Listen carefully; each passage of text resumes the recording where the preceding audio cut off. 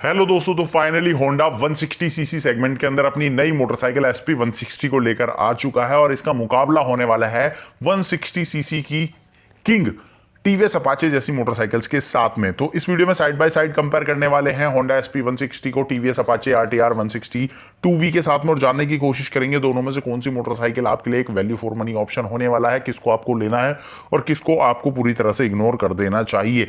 तो ये कंपैरिजन आपको लास्ट तक देखना है। पसंद आए तो लाइक करना और चैनल पर पहली बार आ रहे हैं तो सब्सक्राइब करो और नोटिफिकेशन बेल को ऑन करें, जिससे कि फ्यूचर में आने वाले वीडियो का नोटिफिकेशन भी आपको मिल सके और आप उनको मिस न कर पाए। तो बात करते हैं डिजाइन स्टाइल के साथ में।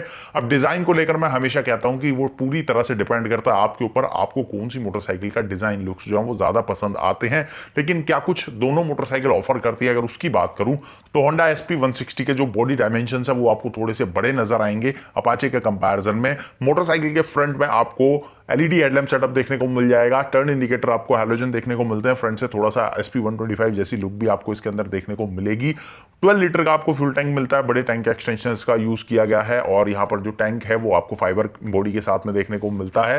इसके बाद जो सीट है वो आपको सिंगल सीट यूनिट देखने को मिलती है, ग्रैब हैंडल भी आपको सिंगल यूनिट मिलेगा, एलईडी टेल लैंप दिया गया है, हजार्ड स्विच है तो चारों इंडिकेटर आप यूज कर पाओगे लेकिन हैलोजन ही आपको मिलते हैं। मीटर कंसोल की अगर मैं बात करूं तो ये आपको फुल डिजिटल यूनिट देखने को मिलती है, हालांकि डिस्प्ले का साइज आपको काफी छोटा नजर आएगा।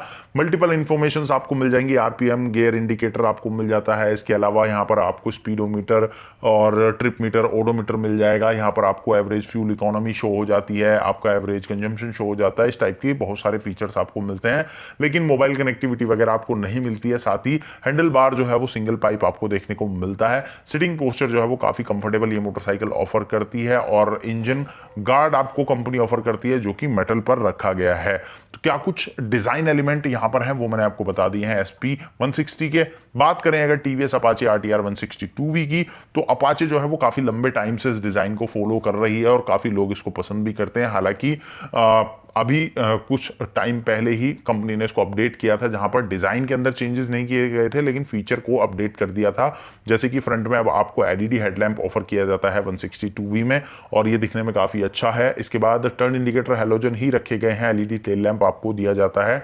सिंगल सीट यूनिट यहाँ भी ऑफर की जाती है, स्प्लिट नहीं है लेकिन ग्रैब हैंडल्स आपको स्प्लिट मिलते हैं जो कि इसको काफी एग्रेसिव लुक ऑफर करते हैं।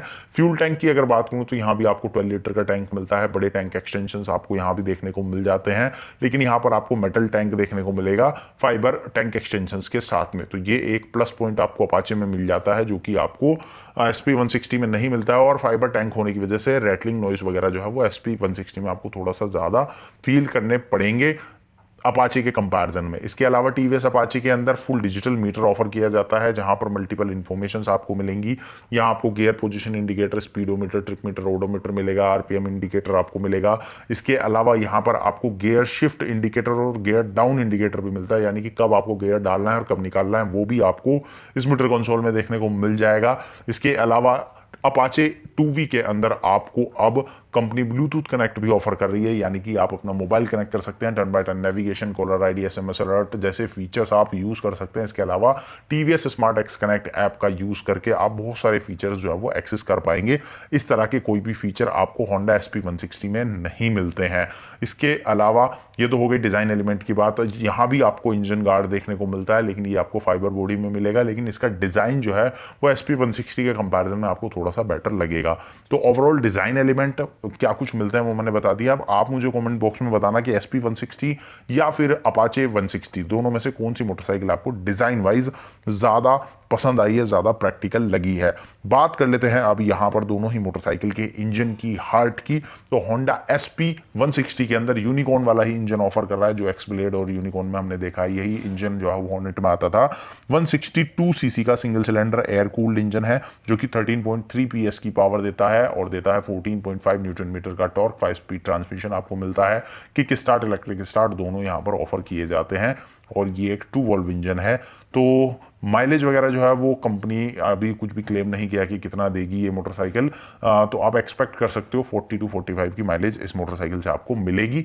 पावर जो है वो थोड़ी सी आपको कम नजर आएगी अगर आप इसको कंपेयर करते हो अपाची से। अपाची के अंदर आपको जो इंजन मिल रहा है वो 159 सीसी का single cylinder air cooled engine है, 2 वॉल्व इंजन है, और ये आपको देता है 15.82 bhp की पावर, जो कि काफ़ी ज़्यादा है अगर आप इसको कंपेयर करते हो SP 160 से। उसके बाद में जो टॉर्क है वो आपको 13.85 न्यूटन मीटर का मिलता है। टॉर्क आपको थोड़ा सा कम मिलेगा, लेकिन ये आपको फील नहीं होगा, क्योंकि बाइक का जो बॉडी वेट रेशियो है वो आपको बहुत ज़्यादा बेहतर देखने को मिलता है।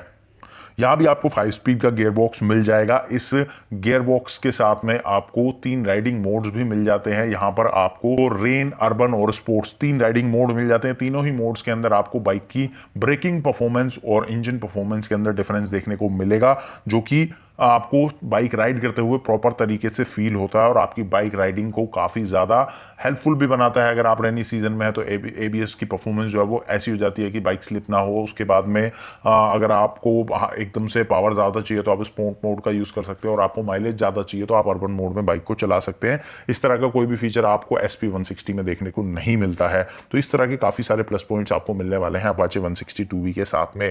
बात करें एक फीचर जो आपको यहाँ पर कम मिलता है कि यहाँ पर आपको सिर्फ इलेक्ट्रिक स्टार्ट मिलेगा, किक स्टार्ट नहीं है, कंपनी ने हटा दिया है, पहले आता था।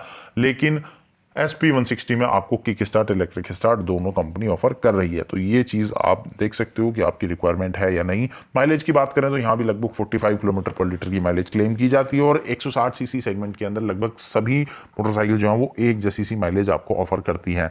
बात करते हैं आगे ब्रेकिंग परफॉर्मेंस की, ब्रेकिंग कैसी है दोनों ही मोटरसाइकिल्स की। तो होंडा ने SP 160 को 2 वेरिएंट में लॉन्च किया है, जहां पर सिंगल डिस्क और डुअल डिस्क का आपको ऑप्शन मिल जाएगा। अगर आप सिंगल डिस्क लेते हैं तो फ्रंट में 276 mm का डिस्क आपको मिलेगा, रियर में 130 mm का ड्रम ब्रेक होगा। और अगर आप डुअल डिस्क ब्रेक लेते हैं तो फ्रंट डिस्क सेम होगा, लेकिन रियर के अंदर आपको 220 mm की डिस्क ब्रेक मिल जाएगी और डुअल डिस्क सेटअप आपको मिलेगा। हालांकि ABS आपको सिंगल चैनल ही मिलता है और स्टैंडर्ड रखा गया है, दोनों ही वेरिएंट में आपको सिंगल चैनल ABS मिलेगा। बात करें TVS अपाचे की, तो TVS अपाचे के फ्रंट में आपको डिस्क ब्रेक मिलती है 270 mm की, और रियर के अंदर आपको 200 mm की डिस्क मिल जाती है। अगर आप डुअल डिस्क वेरिएंट लेते हैं, ABS आपको सिंगल चैनल मिलेगा। और TVS भी अपाचे के अंदर सिंगल डिस्क वेरिएंट ऑफर करता है, तो जिन लोगों को सिंगल डिस्क चाहिए विद ABS वो उसको ले सकते हैं। लेकिन यहाँ पर ब्रेकिंग परफॉर्मेंस जो है वो थोड़ी सी आपको बेटर मिलेगी अपाचे के अंदर। रीजन क्या है कि दोनों ही मोटरसाइकिल के अंदर पेडल डिस्क मिल रहा है, लेकिन जैसे मैंने आपको पहले बताया कि राइडिंग मोड्स यहाँ पर एक प्लस पॉइंट है अपाचे के लिए, और राइडिंग मोड्स के अकॉर्डिंग ब्रेकिंग परफॉर्मेंस भी आपको अलग देखने को मिलती है, जो कि आप मिस करोगे SP 160 के अंदर। तो ब्रेकिंग वाइज भी आपको अपाचे जो है वो थोड़ी सी ज़्यादा बेहतर लगेगी। बात करते हैं सस्पेंशन सेटअप की, तो सस्पेंशन के अंदर SP 160 बाजी मारती हुई नजर आएगी। दोनों ही मोटरसाइकिल्स के अंदर अपाचे और SP में फ्रंट में टेलीस्कोपिक सस्पेंशन का यूज़ किया गया है, लेकिन रियर सस्पेंशन अगर आप देखते हो तो SP 160 के अंदर आपको मोनोशोक सस्पेंशन देखने को मिलेगा, और अपाचे के अंदर आपको regular nitrox gas charge twin shock absorber मिल जाते हैं। मोनोशोक आपको नहीं मिलता है। मोनोशोक आपको इसके 4V वेरिएंट में देखने को मिलता है, लेकिन 2V वेरिएंट में आपको spring loaded twin shock absorber मिलते हैं। हालांकि कंफर्ट वगैरह जो है वो दोनों ही मोटरसाइकिल्स आपको काफ़ी अच्छा ऑफर करेंगी। SP 160 जो है वो थोड़ा सा आपको बेहतर कंफर्ट देगी, जिसका एक रीजन दोनों ही मोटरसाइकिल का सिटिंग पोस्चर भी है। अगर आप सिटिंग पोस्चर वाइज कंपेयर करते हो तो SP 160 थोड़ा सा आपको कंफर्ट ज़्यादा ऑफर करती है, क्योंकि इसका जो सिटिंग पोस्चर है वो थोड़ा सा आपको अपराइड मिलता है। थोड़ा सा आप सीधे बैठते हैं, जिसकी वजह से आपको रिस्ट या फिर बैक पेन वगैरह नहीं होगा। अपाचे के अंदर थोड़ा सा आपको अग्रेसिव सिटिंग देखने को मिलती है, क्लिप ऑन हैंडल बार होने की वजह से इसका जो सिटिंग पोस्चर है वो थोड़ा सा आपको आगे झुककर बैठना पड़ता है, जिसकी वजह से आपको स्पोर्टी फील तो मिलता है, लेकिन हाँ कंफर्ट उतना नहीं मिलेगा जितना कि आपको होंडा SP 160 ऑफर करने वाली है।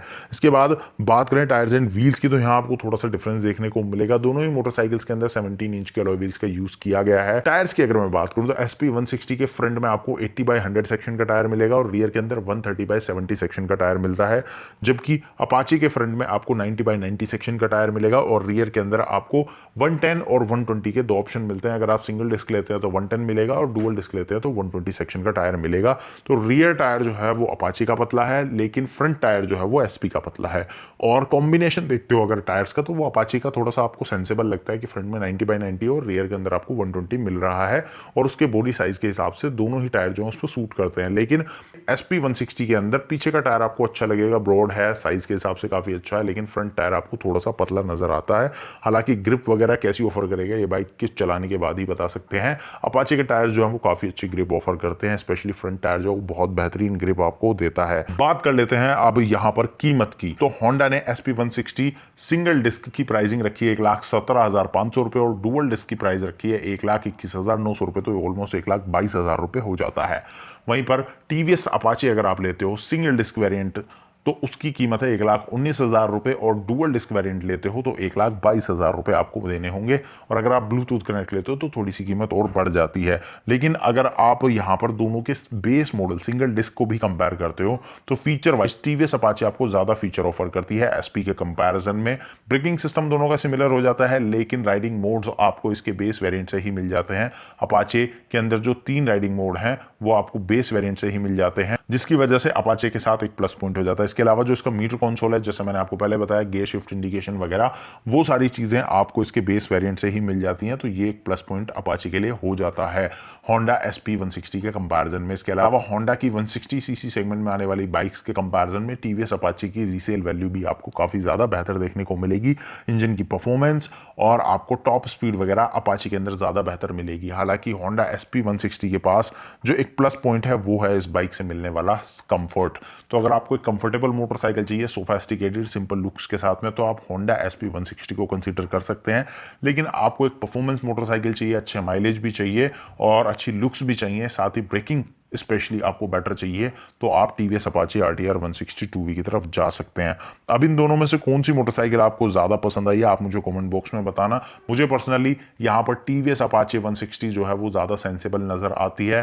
होंडा SP 160 मुझे ऐसा लगता है कि थोड़ा सा ओवर प्राइस्ड हो गई है। 1,15,000 रुपये के आसपास अगर ये मोटरसाइकिल प्लेस की जाती तो थोड़ा सा सेंस बनता है इस मोटरसाइकिल का, लेकिन प्राइस उन्होंने रख दिया एकदम सेगमेंट के अंदर आने वाले धुरंधर्स के बराबर और फीचर जो है वो उतने नहीं दिए हैं, और इसी वजह से शायद होंडा SP 160 उतना ज़्यादा बेटर परफॉर्म ना कर पाए जितना कि 160 सीसी में अपाचे जैसी मोटरसाइकिल करती हैं। ये मेरा ओपिनियन है, आपके क्या है कमेंट में बताना। वीडियो पसंद आया तो लाइक करना, चैनल पर पहली बार आ रहे हैं तो सब्सक्राइब करें, नोटिफिकेशन बेल को ऑन करें जिससे कि फ्यूचर में आने वाले वीडियो का नोटिफिकेशन आपको मिल सकेगा, आप उनको मिस ना कर पाए। इस वीडियो को यहीं पर एंड करते हैं, जल्दी मिलेंगे एक और नई वीडियो के साथ में।